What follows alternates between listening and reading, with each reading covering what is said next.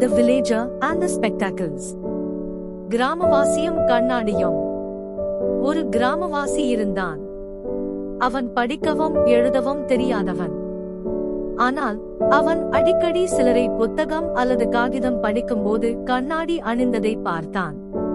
அதை பார்த்து, நானும் ஒரு கண்ணாடி வாங்கினால் இவர்களைப் போல படிக்க முடியும் என்று நினைத்தான்.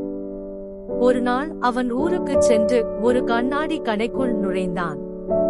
எனக்கு படிக்க உதவும் ஒரு கண்ணாடி வேண்டும் என்று கடைக்காரரிடம் கேட்டான். கடைக்காரர் அவனுக்கு பல கண்ணாடிகளை தந்தார், மேலும் ஒரு புத்தகத்தையும் கொடுத்தார். அந்த கிராமவாசி ஒவ்வொரு கண்ணாடியையும் ஒன்றன் பின் ஒன்றாக அணிந்து பார்த்தான். ஆனால் எந்த கண்ணாடியிலும் அவனால் ஒன்றும் படிக்க முடியவில்லை.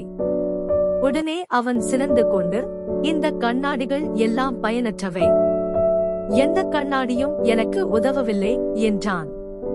கடைக்காரர் அவனை கவனமாக பார்த்தார். அப்போது புத்தகம் தலைகீழாக இருப்பதை கவனித்தார். அவர் புன்னகையுடன் கேட்டார், உங்களுக்கு படிக்க தெரியுமா? அவன் நேர்மையாகச் சொன்னான், இல்லை, எனக்கு படிக்க தெரியாது. அதனால்தான் கண்ணாடி வாங்கினேன். கண்ணாடி போட்டால் படிக்க முடியும் என்று நினைத்தேன்.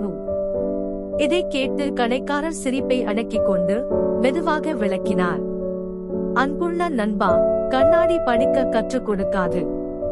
அது கண்களை தெளிவாக காட்டும். முதலில் நீ படிக்கவும் எழுதவும் கற்றுக்கொள்ள வேண்டும். Moral: There is no shortcut to learning. கற்றலுக்கு எதுவும் தற்காலிக வழி இல்லை.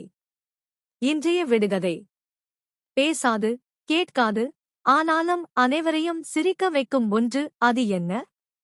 கண்ணாடி.